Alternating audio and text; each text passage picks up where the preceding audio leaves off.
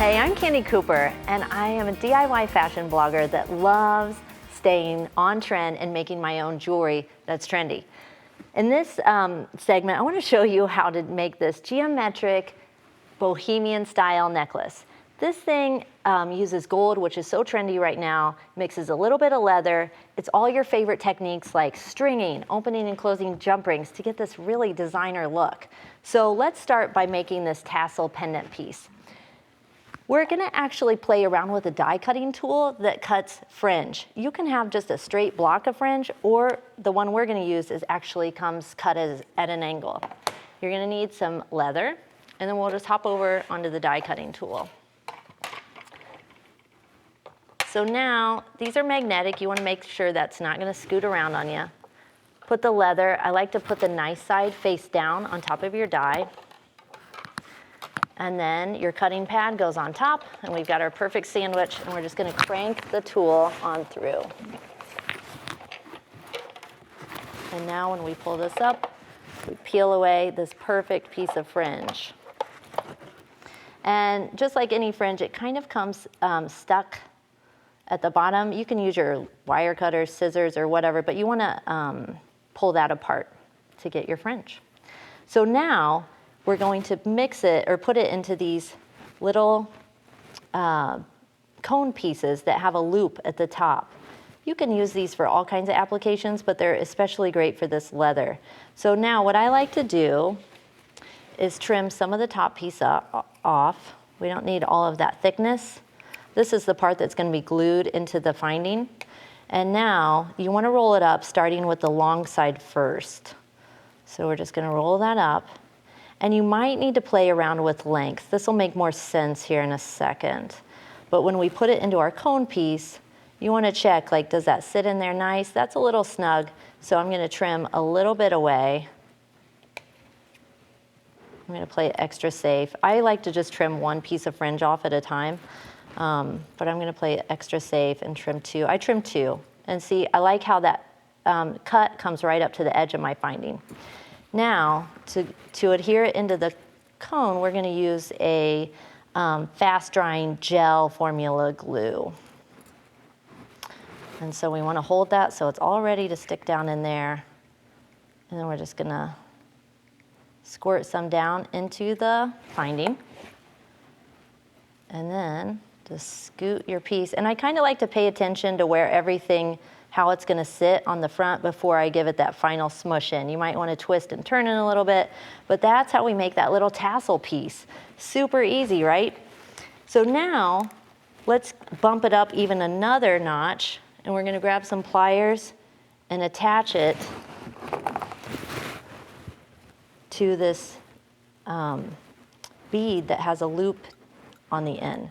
So just gonna go ahead and connect. You can mix your metals, you can use it all gold, all silver.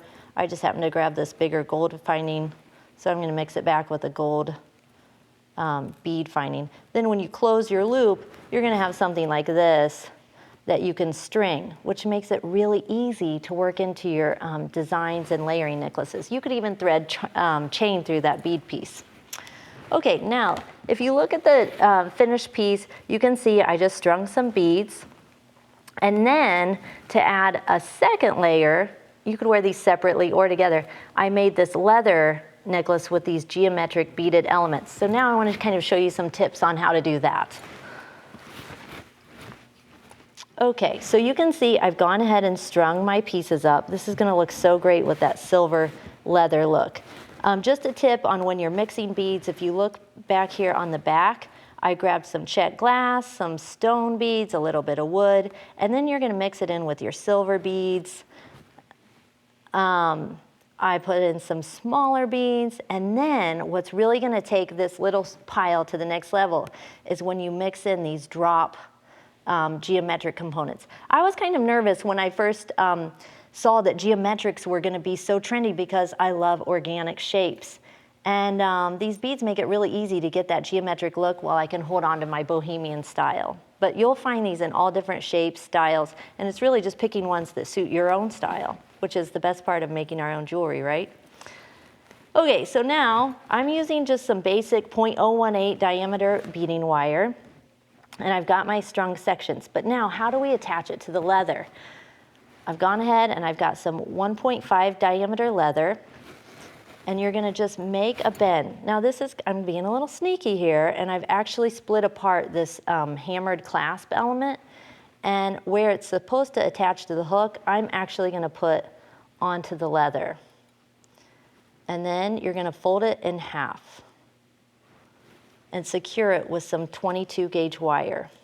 You can trim your wire from the spool a little bit so that you don't have to wrangle that around, but you want to give yourself at least like 4 inches so that you're not trying to,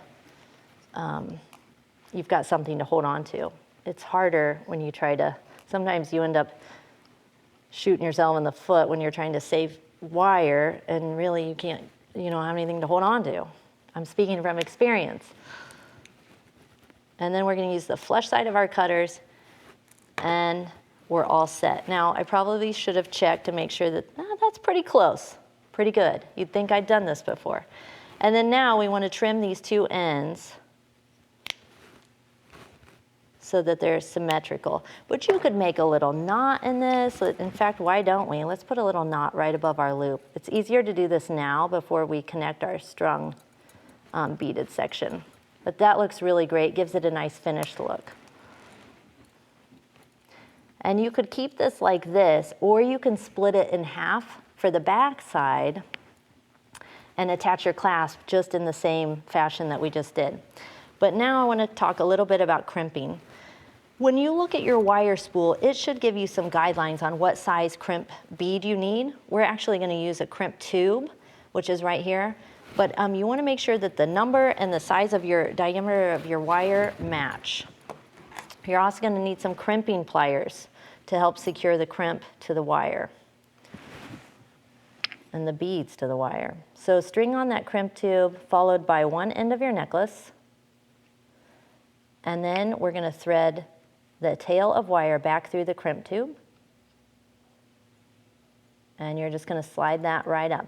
Now it's really important that you don't get the crimp tube so close to that silver finding that things can't move freely.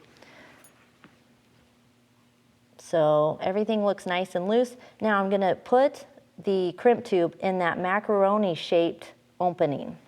So I'm holding my wire nice and secure, and then I'm just going to simply squeeze down as far as I can squeeze the pliers.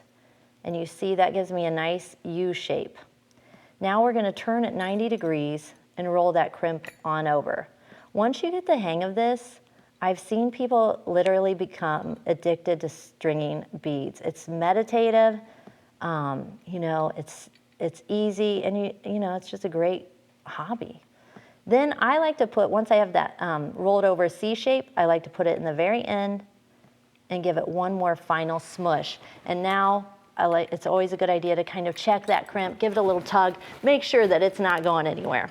We don't want you losing your beads on the dance floor.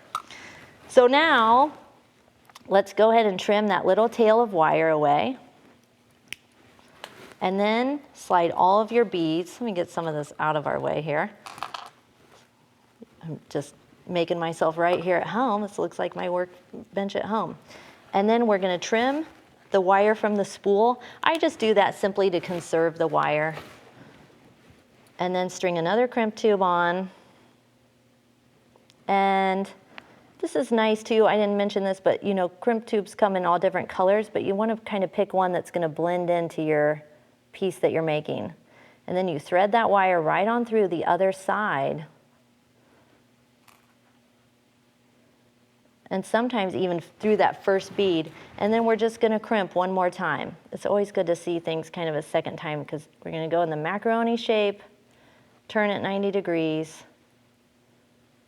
and roll that thing on over. And just before you crimp, just make sure everything is exactly how you want it, because once that crimp is set, it is over. It's very hard to get it off. And then we're just going to trim that short wire out. And then now you've got this great little geometric second element that you can add to your first piece that you made. I want to just kind of show you a little bit more on these finished pieces, just to give you some tips and tricks. I started with this center tassel piece, and then I like working in odd numbers, so I added a couple of these drop beads on either side just to give it a nice flow down the side. You can also work in your organic bead shapes, organic materials with these geometric bead shapes, and then just kind of taper down the bead size as you get towards the clasp. Make them long, make them short, geometric is in.